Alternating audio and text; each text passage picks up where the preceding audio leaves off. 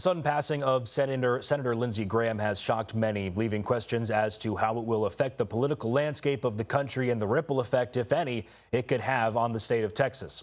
Joining us now to discuss some of those questions is LeTourneau political science professor Dr. John Barrett. Dr. Barrett, thank you very much for joining us. And first of all, Dr. Barrett, Senator Graham was obviously a major voice for the Republican Party. How would you describe his political legacy and the impact he had on the GOP? Well, he's in some ways representative of an earlier generation of Republicans. He was very hawkish on foreign policy issues. He was one of the key Republicans that would consistently argue that we should support Ukraine. And so that put him a little out of step with his party in more contemporary times where we've seen the party kind of moderate on some of those issues.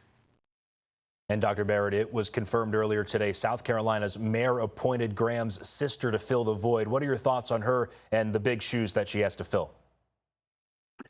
Yeah, so typically there's two ways that this plays out when they appoint someone to fill the seat. Either they're appointing someone that they expect the party to kind of rally behind and to be the nominee, or they're just appointing someone to kind of temporarily hold that almost kind of in a ceremonial role for a brief period of time. And that appears to be what's going on here. There doesn't seem to be any indication that Trump or members of the GOP are really thinking that she's going to run for his seat and hold it in the long term. So that still kind of gives us some, unpredictability about, well, who eventually will gain his seat.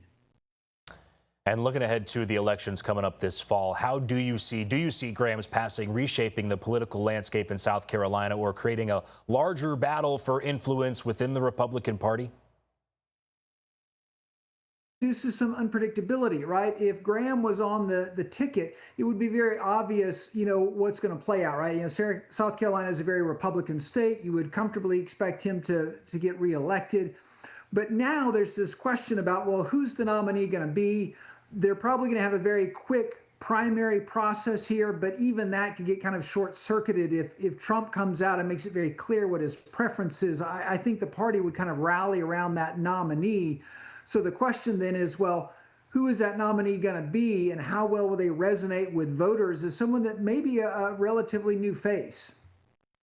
All right, Dr. John Barrett, that's all the time we have, but thank you so much for joining us here on CBS 19 News at 6.